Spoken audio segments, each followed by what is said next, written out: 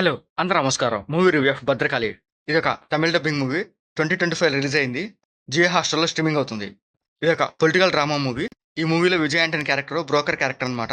So, ఈ movie చూడంగానే నాకొక తెలుగు మూవీ గుర్తొచ్చిందనమాట.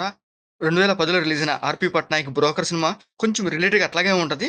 ఆ 'బ్రోకర్' మూవీలో hero, direction, story, screen play and music director కూడా 'ఆర్‌పీ పట్నాయకే'. ఆ 'బ్రోకర్' మూవీ కూడా ఆ టైంలో కూడా చూడడం ఒక మంచి మూవీ. చూడడానికి బాగానే ఉంటది. అమెజాన్ ప్రైమ్‌లో స్ట్రీమింగ్ అవుతుంది. మీకు చూడాలనుకుంటే చూడండి. మూవీ స్టార్టింగ్ నుంచి ఎండ్ వరకు బ్రోకర్స్ ఎలా ఉంటారో ఆ మూవీలో బాగా చూపిస్తారు.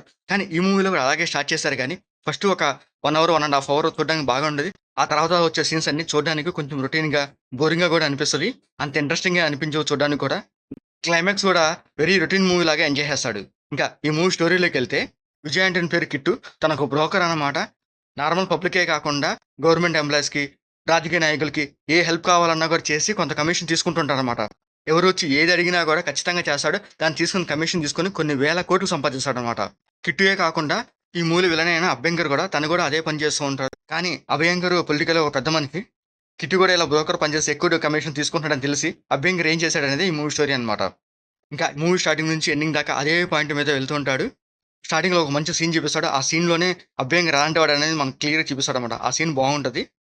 ఫస్ట్ 1 అవర్, 1 ½ అవర్ సినిమా అయితే సూపర్‌గా ఉంటది. సినిమా మంచి స్పీడ్‌లో వెళ్తుంటదనమాట. ఫస్ట్ హాఫ్‌లో బ్రోకర్ సీన్స్ ఉంటాయి. అయి చూడడానికి బావుంటాయనమాట.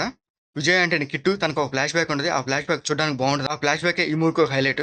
నార్మల్ పీపుల్స్ వాళ్ళ లైఫ్ ఎలా ఉంటది? అండ్ వాళ్ళ లైఫ్‌లో ఎంత కష్టపడుతూ ఉంటారు? అండ్ వాళ్ళ నమ్మకాలు ఎలా ఉంటాయి? పేదవాళ్ళు ఎలా బతుకుతున్నారు? డబ్బున్న వాళ్ళు ఎలా బతుకుతున్నారు? అనే సీన్స్ మీదే ఎక్కువగా సీన్స్ ఉంటాయనమాట ఈ మూవీలో. కొంతమంది జనం మూఢనమ్మకాలు చాలా బాగా నమ్ముతుంటారనమాట. ఆ నమ్మకానికి తగ్గట్టు ఓ సీన్ చూపిస్తారు. అది చాలా బాగుంటది. అదేందంటే పిల్లి ఎదురొచ్చిందని, అందులో నల్ల పిల్లి ఎదురొస్తే ఇంకా అరిష్టమని, దాంతో పాటు బల్లి పడితే అరిష్టమని, భుజం మీద పడిందా, తల మీద పడిందా అని చాలా బల్లి శాస్త్రమే ఉంది. ఆ మూఢనమ్మకాలున్న జనం గూడా ఉంటారని ఈ మూవీలో చూపిస్తారు సీన్స్. అవి చూడడానికి కూడా బావుంటాయి. విజయ్ ఆంటనీ మూవీస్‌లో ఎక్కువగా పేదవాళ్ళు, డబ్బున్నోళ్ళు అని ఇలాంటి సీన్స్ మీద ఎక్కువ సినిమాలు వస్తూ ఉంటాయి. ఈ మూవీలో కూడా ఆ పాయింట్ కూడా ఎక్కువగానే ఉంటది. సెకండ్ హాఫ్‌లో కూడా అదే స్టోరీ పెట్టుకున్నారు. ఆ సీన్స్ చూడడానికి కొంచెం పర్లేదు బాగానే ఉంటాయి గానీ, అంత ఇంట్రెస్టింగ్‌గా అనిపించవు. సెకండ్ హాఫ్‌లో వచ్చే సీన్స్ కూడా కొంచెం చూడడానికి బోరింగ్‌గా, డల్‌గా వెళ్తున్నట్టు అనిపిస్తదనమాట. సో, ఫస్ట్ హాఫ్‌లో ఉన్నంత ఇంట్రెస్టింగ్ సెకండ్ హాఫ్ వచ్చేసరికి స్టోరీ అంత ఇంట్రెస్టింగ్‌గా అనిపించదనమాట. సెకండ్ హాఫ్‌లో క్రిప్టో కరెన్సీ గురించి ఒక సీన్ చూపిస్తారు. అది చూడడానికి బావుంటది. సెకండ్ హాఫ్‌లో వచ్చే సీన్స్ కొన్ని 'శివాజీ' స్టైల్‌లో ఉంటాయన్నమాట. పేదవాళ్ళకి హెల్ప్ చేయటము, రాజకీయ నాయకుల దగ్గర నుంచి వస్తున్న డబ్బుని పేదవాళ్ళకి పంచేయటం, ఇలాంటి సీన్స్ కొంచెం బాగానే చూపిస్తారు చూడ్డానికి. క్లైమాక్స్ సీన్ అయితే కొంచెం ఎఫెక్ట్‌గా పెట్టుంటే బాగుండేది. కానీ చూడ్డానికి కొంచెం రొటీన్‌గానే అనిపిస్తది. సింపుల్‌గానే ఈ మూవీ ఎండ్ చేస్తారు. కొంచెం ఇంట్రెస్టింగ్‌గా ఏదైనా పెట్టుంటే బాగుండేదనిపించింది క్లైమాక్స్ అయితే. ఇంకా ఈ మూవీలో కిట్టుగా విజయ్ ఆంటనీ చేశాడు. తన క్యారెక్టర్ చాలా బావుంటుంది. Broker character. తన యాక్టింగ్ అండ్ పెర్ఫార్మన్స్ ఈ మూవీకి ఒక హైలైట్ అనమాట. ఇంకా ఈ మూవీలో మ్యూజిక్ కూడా విజయ్ ఆంటోనే. తను తనొక మ్యూజిక్ డైరెక్టర్ అందరికి తెలిసిందే. ఈ మూవీలో బీజీఎం చాలా బావుంటది. అండ్ ఈ మూవీ టెక్నిక్ కూడా చాలా బావుంటది. ఎందుకంటే కొన్ని కొన్ని సీన్స్ చాలా క్వాలిటీగా చూపిస్తారు. ఇంకా ఈ మూవీలో బ్లడ్ సీన్స్ కానీ, అడల్ట్ సీన్స్ కానీ అట్లాంటివి లేవు. మీరు ఫ్యామిలీతో అండ్ కిడ్స్‌తో కూడా చూడొచ్చు. ఇంకా ఈ మూవీ ఓవరాల్‌గా అయితే బానే ఉంటది. ఒకసారి చూడొచ్చు. విజయ్ ఆంటనీ సినిమాలు సంవత్సరానికి 1, 2 సినిమాలొస్తాయి. తన సినిమాలో ఒక మంచి కాన్సెప్ట్ ఉంటది. చూడ్డానికి కూడా బాగుంటది. ఈ మూవీ కూడా అట్లాంటిదే. 'పిచ్చిగాడు' ఒక మంచి మూవీ. ఆ తర్వాత వచ్చే మూవీస్ అన్ని ఒకేలాగా ఉంటాయి కానీ, మరి 'పిచ్చిగాడు' అంత రేంజ్ హిట్ అయితే ఏమి రాలేదనమాట.